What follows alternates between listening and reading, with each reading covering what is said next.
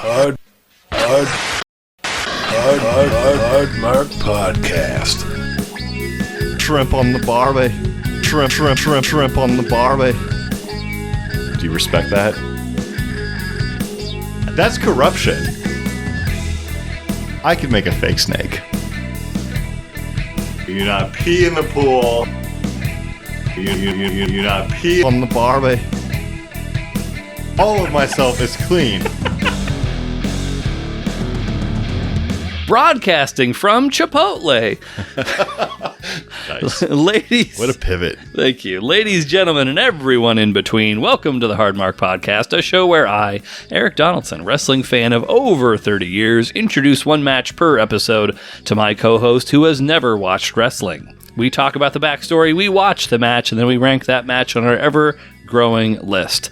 The purpose of the show is to see what happens when someone who's never watched wrestling is introduced to its most notable matches. And without any further ado, my authentically dishwashing co-host, Flying Ryan Murphy. Hello, Ryan. Hello. Good to see you again. Thank you. So, just to get out right in front of this is a weird choice for our 100th match.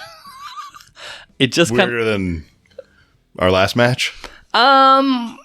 I don't know. Maybe. Okay. Right. It's arguable. Okay. It's arguable this is weirder. I don't think that this is going... I mean, who knows? Yeah.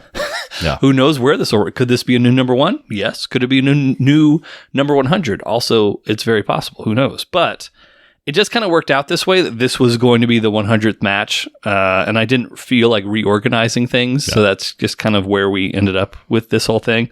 Also, for these notes, for whatever reason, these were probably the hardest notes for me to write ever. I kept going back and changing them and reorganizing, and so I was a little surprised how long the notes ended up being. So, I don't know. I don't think it'll be too terribly long, but apologies in advance, I guess. I don't know. I don't know what to say. To me or the viewers? Anyone who wants to accept my apology. After we watched The Rock versus Steve Austin at WrestleMania 17, I hemmed and I hawed, and while I wasn't planning to do this originally, we're going to take a small detour into some matches highlighting the bad guy Stone Cold run. I think the whole time frame is interesting, both creatively and historically, and it ties in with some larger events in wrestling, so we'll just go ahead, we'll launch into it, and of course, if you have questions, Ryan, just let me know. But a bit of behind-the-scenes info that I recently heard, and I thought it was interesting. Apparently, around this time that Steve Austin turned heel, he had been really pushing to make that turn. It was him that was the motor behind wanting to turn into a bad guy. In one of his books, longtime WWF commentator... He has multiple books. Not Steve Austin at least has one. Steve Austin has one book. Okay. Another, Jim Ross, the Oklahoma based announcer that calls almost all of Steve Austin's matches. Stone Cold, that guy. Got it. He's written several books. In one of them, he mentioned that Austin thought that he was starting to cool down as a good guy. Like he wasn't as hot as he had been like the year prior or year or two prior. And so he felt really strongly about turning, and he thought that it would reinvigorate his character a little bit. So after some back and forth, Vince agreed to it, essentially citing that after all that he had done, the company owed it to Steve to at least try it. And so that would be a bit of a tricky process, but it was determined that one of the few ways to make people boo Stone Cold would be if he made a deal with the devil and aligned himself with Vince McMahon. In the resulting weeks, Austin became more ruthless than he'd ever been. He would attack women, his friends, and overall just be a dangerous, paranoid, unhinged lunatic, desperate to keep hold of the WWF Championship that he'd worked so hard to regain after neck fusion surgery. Any questions? Attack women too. Yeah, he beat up at least one woman I can think of with a steel chair. Oh, okay. Yeah.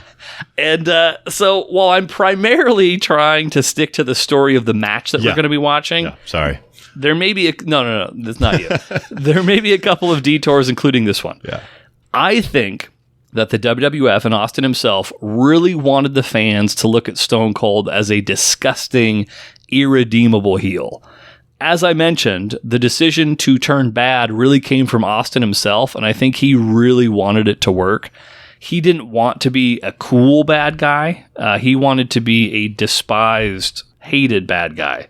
In my opinion, that led to a problem because deep down, the fans didn't really want to boo Austin, and when he was a good guy, Stone Cold was always kind of morally gray. He'd beat up his friends pretty regularly under the best of circumstances. And so because of that, I don't think Bad Guy Austin was getting the reaction that they wanted. A lot of times when he was doing these reprehensible acts, he'd get a 50-50 mix of cheers and boos. And so this led to a bit of a pivot in his character again. So they kept him as a heel, but they started leaning into Steve Austin being a bit of a kiss-ass to Vince in the hopes that it being the complete antithesis of what people thought was cool about Stone Cold would be enough to convince people to boo him. We saw an example of that clingier, needier Stone Cold during Rumpus time as he and Kurt Angle both vied for the love and affection of Vince McMahon by playing some tunes on the guitar. Yeah. So if you were wondering, like, this doesn't feel like the Stone Cold that we've seen a bunch of times, that's the reason why. When did this turn? What year are we talking? 2001. Okay. Yeah, 2001 is when he turned heel at WrestleMania, and so and then months after. Sorry, I'm heel. Bad Guy? Is that a wrestling term? Yeah. Mm-hmm. Okay.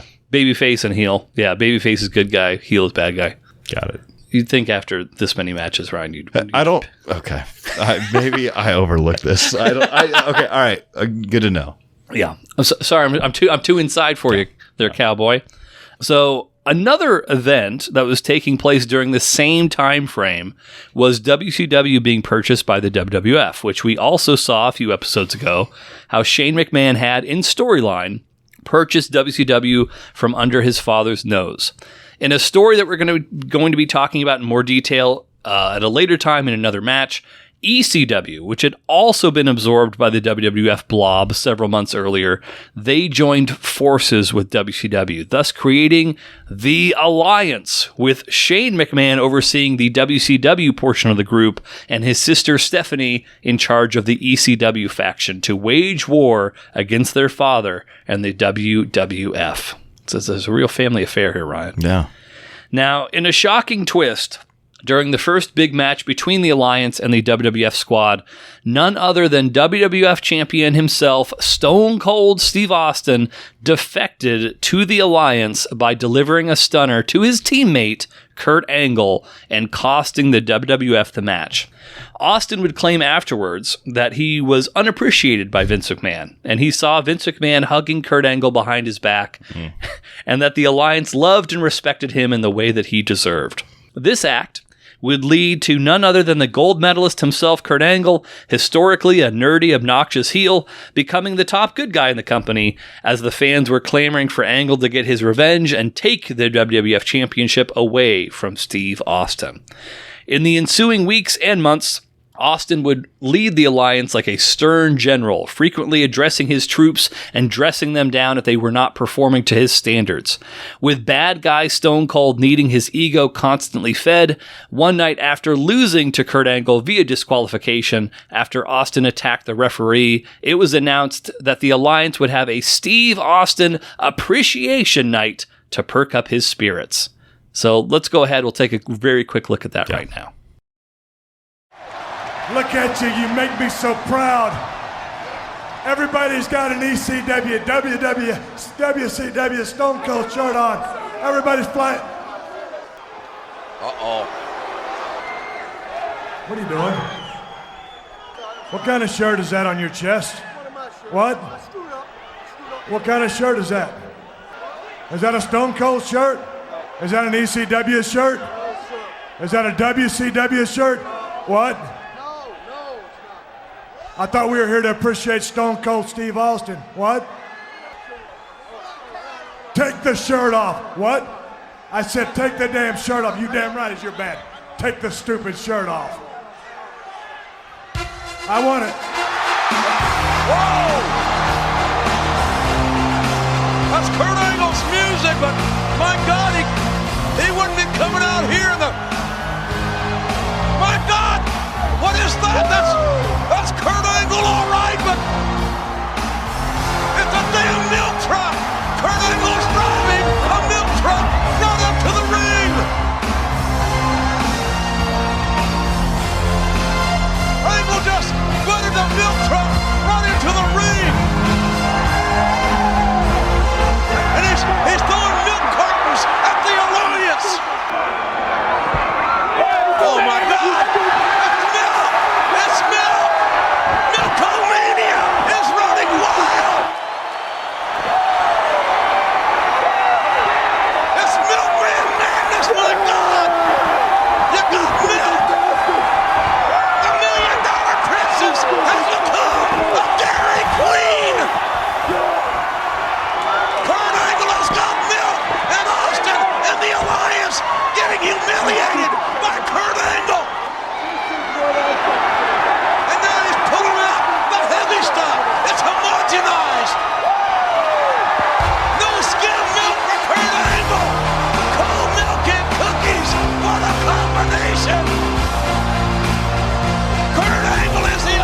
Dairy Man!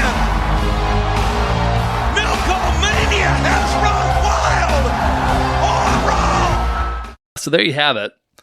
Austin has now been the recipient of a milk bath, courtesy of Kurt Angle. Thoughts on what we just saw? The Milkomania running wild. It was a lot to take in. It was a bit of a callback to Austin with the beer bath spraying down. That's what it looked like. Yeah. It was meant to, and it was.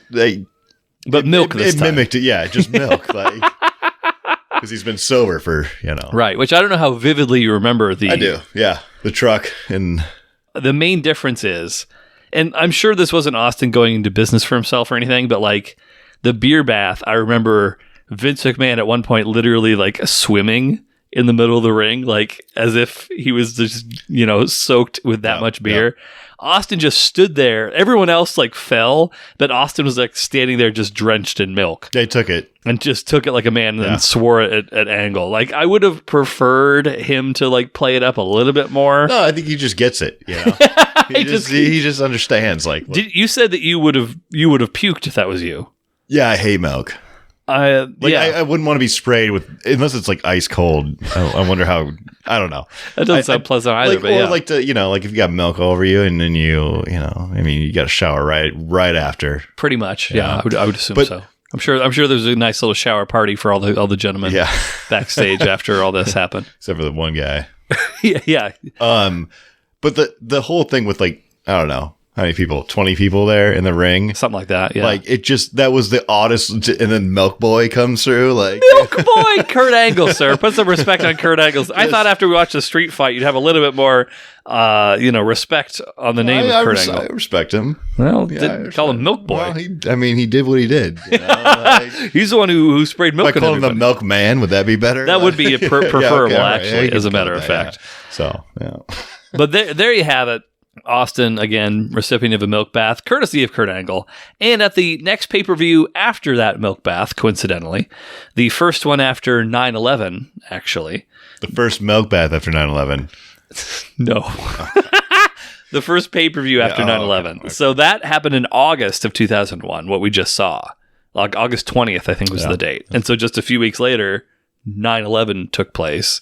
And so the very first WWF pay-per-view after 9/11, Angle wrestled Steve Austin for the title. And it's this Olympic hero, an actual gold medalist for the United States. It just kind of made sense. He ended up, he would beat Steve Austin for the WWF Championship at that event. But the victory was short-lived, with Austin winning back the title just a few short weeks later due to commissioner buttfuckery. We've all been there, brother. Meanwhile, while this feud with Angle was reaching its climax, Austin started to notice someone within the WCW/ECW alliance. To take a quick step back, the alliance were positioned as the bad guys in the overall story, but there was one member of the alliance that the fans seemed to go crazy for, regardless of who he was matched up against. The popularity of this man seemed to rub Austin the wrong way due to his extreme paranoia and jealousy. That man's name is Rob Van Dam. We've seen RVD several times to this point. He just so happens to have participated in the number 1 ranked match on Ryan's list, and the number 3 ranked match on my correct list. Austin began to test RVD's loyalty in a number of ways to ensure that Van Dam could be trusted. Then, in the middle of a match with both Kurt Angle and Austin down, RVD was positioned to hit his 5-star frog splash. He surveyed the ring, he leapt into the air, and he came crashing down onto Angle. RVD passed the test. Austin was so excited that he decided to throw a party in Rob Van Dam's honor. While waiting for their esteemed guest, cameras caught RVD arriving to the building in a swank stretch limo, but he wasn't alone, as he had actually traveled there with none other than the head of the WWF, Vince McMahon. Immediately, Van Dam's loyalty to the alliance was called into question. The animosity began to build between the two men, leading to them coming to blows on several occasions. Cracks were beginning to form within the armor of the alliance. Noticing the dissension in the ranks, None other than friend of the show, Mick Foley, the interim WWF commissioner, made the main event of the next pay-per-view, No Mercy in St. Louis, an explosive one. Not only would it serve as the rubber match between sworn enemies Steve Austin and Kurt Angle, but Rob Van Dam would also be competing in the contest, making it a triple threat match. And there you have it. There's a lot of moving parts to this. Can Kurt Angle finally overcome Steve Austin once and for all? Will RVD remain loyal to the alliance, or will Vince McMahon sway him to defect to the WWF? Can Steve Austin manipulate the puzzle pieces in his favor as he'd done so frequently since turning his back on the fans? We're about to find out. In St. Louis. Well, great wrestling city. Absolutely. One of the best. Yep. Wrestling at the Chase, I believe. Your record, 57-40-2. It's pretty fucking good. You're stretching it out. Which speaking of that, 100th match we've ever watched together. We will have a new number 100. Will it be Kamala versus Andre? Will this be the new number 100? It's hard to say. No. We don't know. I did do a little bit of sleuthing throughout our data, Ryan, in case you were curious. I took an average ranking of decades. So by each decade, what is the average ranking of those matches? The 80s, the average ranking is 71. Not so hot. Not so great. 90s, 47. Took a dip there. Was that expected? Jumped. It's higher. Well, you said 70s and the 80s. In the 1980s, the average ranking of all the matches we watched from the 1980s is 71. Oh, you're talking about our rankings. Your ranking. Okay, understand. Yeah, your average ranking. My rankings are okay. I got what you're saying. Yeah. So in the 1980s, your average ranking is 71. Yeah. Of all the matches from the 1990s, your average ranking is 47. So again, a jump up. Mm-hmm. Another jump up to the 2000s. So that is currently your average is 38. Yeah. And then it drops down to in the 2010s to 52. Post 9/11. Post 9. That's got to be it. Yeah. You are currently at a 5-match winning streak. This match, not to put any pressure on you, could tie your all-time record of your winning streak at 6. There's no pressure. There's no pressure? For me? Yeah. No. Why is that? You got ice in your veins? I got ice in my veins. You could have Mongolian beef in your tummy if you would have just accepted my offer. I told you I would have some. I'll make you some, and then you can have it while we're eating, while we're watching the thing. How about that? Fine. Okay, deal. Anything else you're curious about before we watch this thing? Any thoughts before we do it? No. Okay. I don't think so. All right. No. We'll be back with our thoughts on Steve Austin versus Kurt Angle versus Rob Van Dam. We haven't watched a lot of triple threats, but this will be one of them. And we'll be right back with our thoughts about it. Thanks. Kurt Angle, look out! Angle on Austin, determined on RV Angle. Oh man, another shot on Austin. Austin down. The belly-to-belly overhead. And Austin with a stunner. Austin beat off this kid. We're back. We just watched Kurt Angle, Steve Austin, RVD, Ryan. What's the opposite of bearing a lead? I'm presenting the lead for all to see. I'm shining a light on the lead. It's been a while since I've said this sentence. Ryan has officially tied his all-time win streak record. It hasn't been that long. It's been a while. Okay, well. It's been a long time. 6 in a row, not something to shrug off. You can't sneeze at that. Yeah. I mean, you could set an all-time record. I don't even know what next episode is off the top of my head. Yeah. I'll have to check before we finish up just so I can kind of gauge what I think your odds are, but we'll find out. Yeah. But Ryan successfully predicted Stone Cold Steve Austin would defend his championship. Was just gut feeling. There's a lot of gut. I wasn't even that confident in that pick, to be honest. When and we'll get to the notes, but like when McMahon showed up, did that fill you with more confidence or less? A little bit, yeah. Which? Oh no, yeah, a little bit more, a little bit more, yeah. You just thought like something would go awry, and Vince would be one upped by Austin as he usually is. Yep. Yeah, I've seen it. You know, I seen it. Let's get into the notes. So we've got the video package. I found, your mileage may vary. I found that the video package really, really heavily leaned on Austin and RVD. Angle came across as such an afterthought in the build-up to the match itself. Yeah, I didn't really care for that intro. Oh, you didn't like it, period? No, because of the angle part, or just I don't know. It just didn't get me. Okay. Maybe it's Well, we haven't really watched a ton of like the Alliance bullshit and stuff, but you know, like that was like the summer of 2001. Like the whole WWF storyline was like Alliance versus WWF. So like that really was like everything permeated through that story. Like you had to be, if you were a wrestling character, you had to be on the Alliance side or you had to be on the other side or whatever. But you know, it's not looked upon very favorably all these years later, which we'll talk about later. But Angle comes out first. He's got his full USA pyro. Thoughts on Angle, just in general, at this moment in time? I know that you've made your sympathies towards Austin very, very clear. You've always been an Austin guy. RVD, he's ranked number 1, so you've got a soft spot for him too. Has Angle broken through? I mean, he had that legendary match against Shane. Like, that match was fucking brutal. But, like, I don't think that you have that same affinity towards Angle. I did love that match. That match was fucking great. Yeah. I would watch that match right now. I know. It was really good. But you don't have that same affinity towards him. No. Is that a fault of yours, or is that a fault of? Is that something on Angle? That's probably me. Okay. Okay. Yeah. Well, I appreciate you being big enough to admit that. RVD out next. As mentioned, this is the first WWF match of RVD's that we've seen. Everything else that we've seen has been ECW. Maybe we'll jump back to ECW at some point in time. But then Austin. Austin comes out. He's in full paranoid, bad guy Austin mode. He's literally flipping off one person in particular, like, fuck you, like getting right in his face, and then just kind of, do we know who that was? Just a fan. A fan. Doug? I don't know.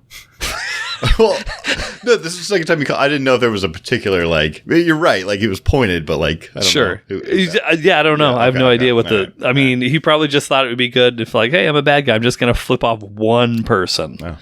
And just make eye contact with one person. That would be me if I go to a wrestling match for the first. What'd I do wrong? I'd be so distraught the rest of the night. Do I smell like corn dogs? What's going on here? Austin would eat a corn dog with me. Like, Austin would probably eat corn dogs with you if you asked him nicely. But the very beginning of the match, Austin starts game planning with RVD at the start. You kind of get a sense like RVD's maybe a little bit non-committal, but Angle immediately runs in, gets things jump-started, starts suplexing Austin and RVD to kind of get things started. And then for the first portion of the match, it was a lot of double teaming of Angle. So keep him out of the ring, beat him up, etc. Took a while for the Alliance boys to start getting physical. That was kind of my first, like, cross them off the list. But also, it could have been like the other way. It could have been easily. It could have easily been the other way. I was taking a risk, but so a calculated risk. A calculated risk. When you've got a record like yours, can't fuck around. That's right. It's that intrinsic feeling of knowing how wrestling works. But they just keep knocking Angle off the apron. Eventually, Austin seals the deal that, like, it's all every dog face for themselves. He flips a double bird to RVD, and they start fighting one another from there. I would say, in summary, the match was like each of the three guys had their own kind of different styles that they brought to it. RVD was definitely like the athletic sort of like risk taker, the dives out to the floor and whatnot. Angle was just like tossing dudes around with suplexes and shit. And then like Austin it was a lot of kicky punchy bullshit, but like in the context of the match, it wasn't like, oh, this shit again. Like it was like I was not annoyed by his lack of flashy offense because the other guys sort of made up for it. 100%. Yeah. Yeah, I'd agree. Which is like what if you are a wrestler, which I know both of us are, if you're a wrestler, the idea of being the good guy versus the bad guy, like if you're a good guy, you want to be doing flashier offense so that like the people like react to your moves. And if you're a bad guy, the idea is that because people are supposed to be booing you, you're not doing as flashy of moves, and like you're doing things in the ring to also get booed as well, which I think was.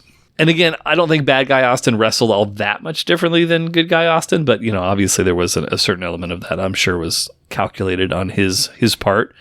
But I think the first kind of thing I noted as far as kind of the differences between their wrestling styles was that first dive. Yeah. So RVD's up on the top rope, does like a flip out to the ring, and you had the parting of the Red Sea. Neither Angle or Austin really did anything to try and break RVD's fall whatsoever. That would be me 100%. Like, I'd be like, fuck yeah, man. Like, I'll get you. Yeah. I'm like, I'm just going to like scoot. Do I really want to catch a 220-pound dude? I'm not sure that I actually do. Yeah. And I mean, for him to just, I was impressed by the way he got, like, because that looked like it hurt. He was like the first one to get back up and back into the ring, you know? Like, it looked like that was that's a hit. There are some truly egregious examples of times where somebody was supposed to get caught and didn't. Yeah.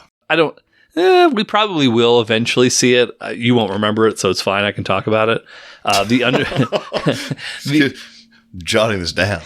Please make a note on your phone. Yeah. The Undertaker did like in a very famous WrestleMania match. He did like this dive, like a head first fucking dive. So I mean, like, granted, a front flip out to the floor like is nothing to sneeze at, but this was like the Undertaker running full steam, jumping over the top rope and like going head first. The dude that was supposed to catch him didn't do fucking shit, and then it's like this 6'9", 6'10", 300-pound dude literally going head first towards the ground. Is like, I guess I'll die.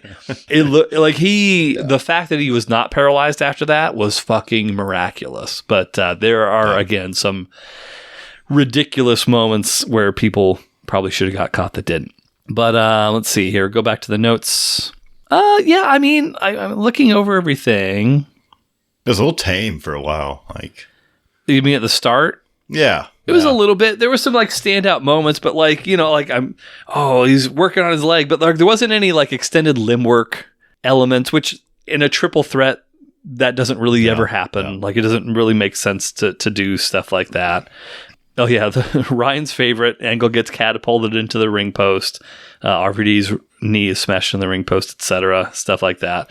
Eventually, Austin and Angle go out to the commentators table, and Austin gets backdropped on top of the table, which I think they were both, or at least I'm sure Austin was hoping it was going to break, and it didn't. That happens more often than like you'd think. Yeah, it does. I mean, the tables are simultaneously the least sturdy tables of all time, and yet I guess it is tricky because I mean, like, we can sit here and laugh about it, but at the same time, the tables have to be sturdy enough to the point where you can have 500 pounds of weight on them from the dudes and have them still up. True, yeah. But then, like, the moment that there's like impact, they have to collapse. So, like, you know, I get that it is tricky. They were ripping off all the, like, you know, communication stuff, like, off the table before, too. Sure. Like, you know. That's, like, such a weird trope in wrestling, because it's like, I want to hurt this guy, but I don't want him to land on the monitor. Like, that's just too brutal. All three of them just down there, like, taking it off. Yes. Like, you know. We watched, honestly, like, the best example of that not happening. We've already seen this match, but Mick Foley versus Shawn Michaels, there was a bit where Mick goes literally head first in the middle of the table, and it was just fucking wild. It's even more impressive once you start to see, like, the running trope of, I'm going to clear the table off, I'm going to get rid of all the pens because I don't want my opponent to get stabbed by a pen in the calf or something like that. But dry erasers. No, none of those. Split-legged moonsault from RVD to Austin. RVD also goes for a 5-star frog splash, but both men move out of the way. We've got a strike exchange between the gentlemen. RVD hits a big suicide dive to Angle, and then that's the cue for Vincent Kennedy McMahon to come out, which, as we talked about, Ryan he wasn't really sure how to feel about Vince McMahon coming out, whether that was good or bad for his pick. But as it turned out, I mean, it didn't really help your pick, but I guess we'll get into it. Austin goes into the ring. He hits a Stone Cold Stunner to Angle, who rolls out of the ring. He's like distraught for a moment, but then he's like, oh, I can just beat the shit out of RVD. It's totally fine. And as he starts sizing up RVD, his back is turned, and McMahon hit him in the back of the head with of all the steel, like, we've seen some gnarly chair shots. I think the one that I would least like to take of all the ones that we've seen was the one that Vince gave to Austin. It was a good shot. It was a good shot, and it was in the back of the head. And I'm positive that the outer rim of the chair is what busted the back of Austin's head open. And like, I'm also fairly certain that this chair shot gave Austin a concussion because he looked fucked up in that shot. He completely looked glassy eyed. Like the character of Steve Austin, who's like this, ornery, pissed off dude, was totally gone. He was just like, holy shit, where the fuck am I? But yeah, that was so brutal. It for sure busted Austin open. No blading necessary just because of this chair.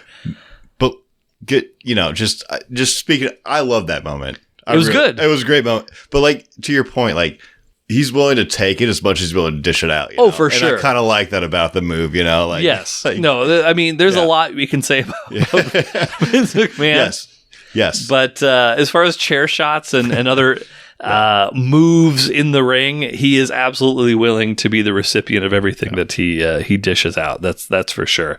Did you think when Austin ate the chair shot to the back of the head that was it? Did you think that you were done? No, that's what I knew. Oh, because I did hear you say, like, "Oh yes," and I was like, "Why is he saying that?" This guy just got hit in the back of the head with a fucking chair. If you watch wrestling a little bit, these kind of moments. Eric, sounds like you need to watch a little bit more wrestling. I'll tell my wife. Yeah. So RVD then delivers the 5-star frog splash to Steve Austin. Angle then breaks up the pin, hits a German suplex to RVD. After a 4th German, he then delivers the Olympic slam to Rob Van Dam, but then none other than Shane McMahon, one of the heads of the Alliance. He comes out, he breaks up the pin, he starts beating up Kurt, which is a nice little, flashback to that legendary match from a few short episodes ago. But then Vince and Shane start brawling outside. I know you really appreciated how much that amped things up a bit in that moment. I loved it. That was the moment for me when I decided where I'm going to put this match. Okay, noted. Okay. That's what I like to see. A couple of executives getting out there and like really getting their hands dirty. Yeah. Right there on the front line.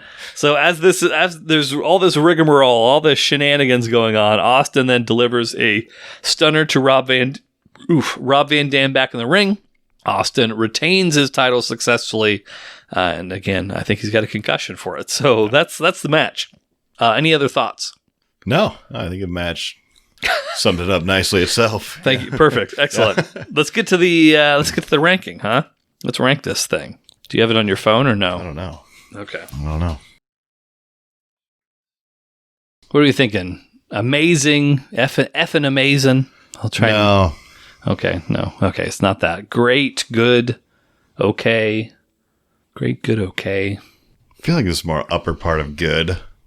I'm kind of feeling the same. Yeah. I feel the same way a little bit. There were some individual moments that I enjoyed, but I don't know if it was cohesive enough as like I agreed. Building upon itself, whatever you want to say, where it's like, oh, that was fucking great. But I do think, probably upper end of good seems correct to me. I put this the new 30.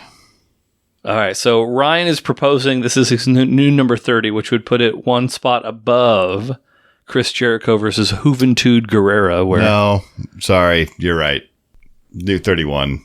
Okay, so below. Yeah. My bad. Yeah, why? You're right. Okay, like I'm just fine. trying to shit on Hulk Hogan a little bit right here with this pick. I'm just trying to bump him back. Okay, so it's below. So you don't have any memories of Chris Jericho versus Juventud Guerrera. Is that accurate to say? Chris Jericho took Juventud's mask. Okay, you don't remember. Should I remember this match? You liked it. It was 30. It's 30 out of 100 now. Yeah. Okay, so it's below Chris Jericho versus Juventud Guerrera, where Jericho took Juventud's mask, but is above Hulk Hogan versus Ric Flair. Are you doing it because you think it makes me mad or something? No. Why are you doing it then? A little bit. I don't care. Well, you used to. Sometimes when I don't know where to place a match, I'll just find a Hulk Hogan match to place it right ahead of, and just place it right there. I mean, when in doubt, just bump the Hulkster down, I guess, is the rule of thumb. Okay, so that's a new 31 then. All right. I think it's a fair place for that. I didn't put it egregiously anywhere. I was going to put it somewhere in there. So I think it's I mean, that's hard. Let's see. I don't even have enough mental bandwidth to think of your ranking and my ranking anymore. Like for me, it's just like I'm totally emotionally checked out of your ranking now because I can't. You said it was right on. You said it was dead. It's pretty. Thank you. Like if you're asking me, is Hulk Hogan versus Ric Flair better than that? Probably not. Probably not. Was Juventud and Jericho better than this? I don't know. I'm not sure. I think it's a perfect place. I think. Well, I don't think it is. That's why I ranked it 31. No need to mock me, Eric. I'm not mocking anyone. I'm not mocking anybody. You have 40 dry eraser pens sitting out there. Like. Well, you got to put me on blast. I'm out here standing on business. Anyway, there's not even a whiteboard in this house. There used to be. There used to be many whiteboards. I have a. I don't knock it off. Okay, so yeah, I don't think this match is great. It's good. No, it's a good match. It's not a great match. Top of good for me is Rick Rude versus Pez Whatley, which is like not a great match, but like, oh man, as much as that match is just a complete squash, it's so fun. I love that fucking match. That's better than this. Hulk Hogan and Tenryu versus the Road Warriors at 37 for me. So that was the match we actually watched with Robert and Donnell of the Watchin' It podcast. Oh. Over at Casa de Robert. Yeah. Many moons ago. Yeah. Is this better than that? That match did have a really flat finish. I think that was actually a count-out victory for the Road Warriors, which was kind of a bummer. I was a little burnt out by that movie. At the time. I wish I remember what the movie was. It was some robot movie thing. This might be better than that. Let me see. Ric Flair versus Terry Funk. Taz versus Bam Bam. Oh, man. This is tough. My goods are very tough. I hear music, Ryan. Is that me again? Yes, that's for sure you. It's not me. Oh, God. What's happening? I didn't. It's not on purpose. And it's coming from my pocket, too. Sound like violins. Don't you have a charging case where like fucking... I only have one headphone with me right now. Why? Okay. I don't care. I don't want to know. I don't want to know any of it. I'm going to say this is my new 47. Oh, damn. So it's better than the than the War Games between WCW and NWO where Sting came out and was like, I never betrayed WCW, but it's not as good as the Montreal Screwjob. 47, a little low. For my taste. My new number 47. That probably took longer than it needed to, but my good section's hard. I got a hard good section. Real hard. Hard Mark podcast. Available on all streaming platforms.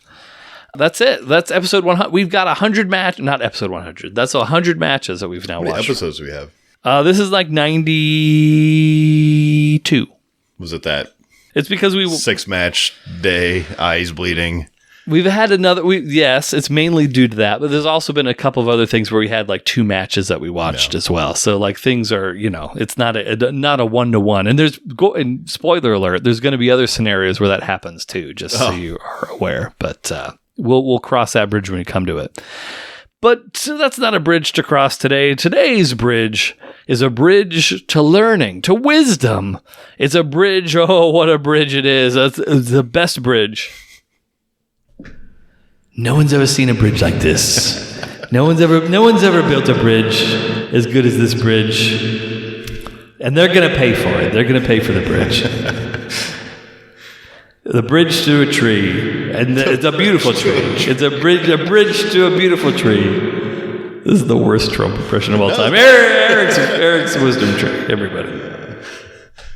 A bridge to a tree. A bridge to a tree. Well said, Mel. Thank you, sir. Okay, here's a good one. I learned something recently. So there was a thing on Reddit where men, it was like a question, or it was a question to women from men, the collective of men. What is the female equivalent to sitting on your own balls? So like, no. And I don't think this was necessarily like, I mean, obviously that's uncomfortable, painful. Yeah. could be debilitating depending on the angle and, all sorts. It also could be something where it's like, oh, that was a near miss, whatever. But like, it's something that is unique to that gender or to that sex. I don't remember the difference off the top of my head.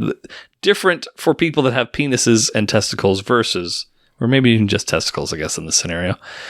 Versus, I'm digging myself into a hole. I'm going to stop talking.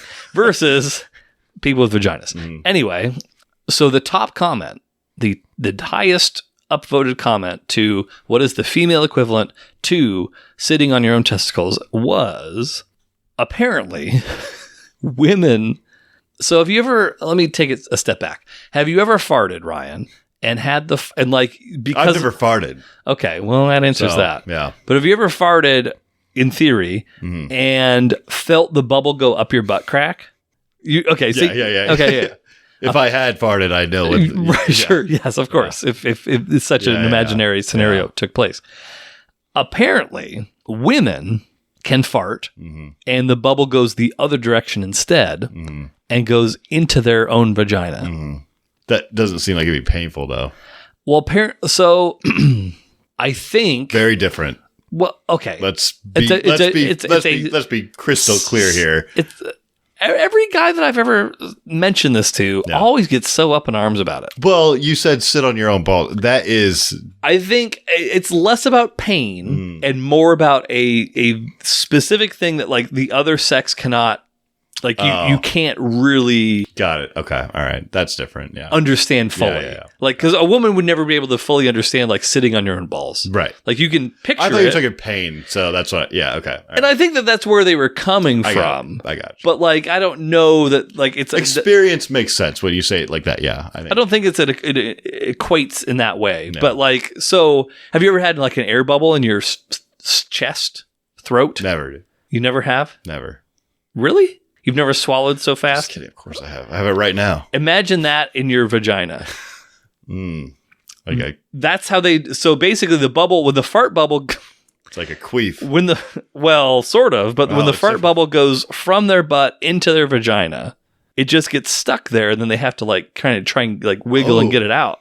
Because it's uncomfortable. So it's the same feeling that we get in our like chest, throat, but down in their vaginas. That would be annoying. Yeah, and like it's a completely different pain than sitting on your testicles. Yeah. But again, something where it's like, that's hard to even like imagine as someone who doesn't have those parts. That's in true. me. That's true. But like to me, I was completely baffled, and like I remember the moment I read that, I turn over. Heather's not here anymore, by the way, in case anyone was wondering. But I remember I turned over to Heather. I was like, Heather, did you know about this? She's like, no. So it's not something that happens to every woman. But I do implore you, Markomaniacs, if you have a special lady in your life, ask. I'd be curious what the ratio of women that can fart into their own vaginas would be. That would infuriate me. If farting into your own vagina? Yeah. And then like having it stuck there and be like, now I got to fart again. But out the front? Out the front. And then it would smell like a fart, probably. Damn. But a little different. That would just... like a little different of a fart. Yeah. But it's got the bubble still. That would just really piss me off. What do you think happens if I Google this right now? What do you call it? Well, let's see here. Fart bubble going up. Google image that one. Maybe. Vagina. Hey, there's like a diagram, No, it's not different than a queef. It's different than a queef. There's a lucid chart for this. Pass gas. No, I'm talking about a fart. Okay, what is it called when a fart goes up the front? Thank you. Embarrassing to say the least, vaginal wind is the butt of many Jews. Fanny farts have earned themselves a whole new language with terms ranging from queef or queefing, Brazilian breeze, victory, victory honk. I like victory honk, actually. V-puff, pussy farts, and queef. I like how there's one in there that's just like pussy fart. Don't we all? It's simple. Yeah, exactly. Can you feel gas bubble flash? Okay. Yeah. Although trapped gas in the pelvic area is normal, it can cause discomfort and embarrassment to many women. Yeah. Don't be embarrassed. Yeah. Don't be. Just Oh, here we go. Here's actually a Reddit thing. Having farts travel up into your vagina and slap its... I don't know that they need to get this creative with it. Having farts travel up your vagina and slap its way out of your lips is so uncomfortable. It's by far the most uncomfortable thing in the world. I'm not talking about queefing. I'm talking about farts that don't go out, but instead decides to travel up and into the vagina. My God, I'd pay good money for something to stop this from happening ever again. Yes. I wonder how frequent this is with because where does a fart go? Up or down? Oh, you mean, what do you mean? Like how frequently is it hitting the front versus the back? Well, I mean, how often I can say for me, and I mean, it probably also depends on your build and whatnot, but I do get the fart bubble going up the butt crack on occasion, but that's so rare. That's one out of every 50 farts, maybe? Yeah. And it's usually I'm driving, you know what I mean? There's a very specific set of circumstances where the bubble, I can feel it go up my butt crack and out my ass. But what if it just usually goes the other way and we just don't? Oh, you think we don't capture it? Our taints are preventing them? Maybe. Do you think their balls are blocking it, you know? It might. I wonder if sitting... I could be wrong. I could be totally wrong. I'm just saying sitting angle probably also matters too. Yeah, yeah. Because I mean, it's never... your butthole's not it... From what I would assume, your butthole's not angled that way. So it should just always be going out. But I guess if it just doesn't have... There's got to be sitting angle because if you're standing, it shouldn't be an issue. Sure. No, I agree with that. But yeah, I don't know. It's got to be a sitting angle. What other explanation could there be? I get it. I get it. Well, I mean, next time you have a Tinder date, Brian, you've got something to talk about. I'll just put it on my Tinder profile. What are you gonna as a prompt? What are you gonna say? I'll just ask the question. What's the question? How frequently does this a victory honk? Have you victory honked? Pussy fart.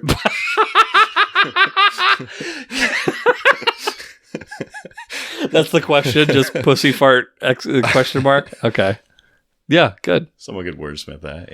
You know? No. I mean, you've wordsmithed it. Actually, you figured it out. You're the Shakespeare of victory honking. I refuse to say pussy fart. But with that. We're wrapping it up. Ooh, it is a late night. Ryan. Are you regretting coming over? Yeah. I appreciate your honesty. Well, if you're not hard, get hard. Once you get hard, stay hard. Ryan did not have any of my Mongolian beef, for the record, just so everyone's aware. That's all, folks. I don't care. Well, you used to.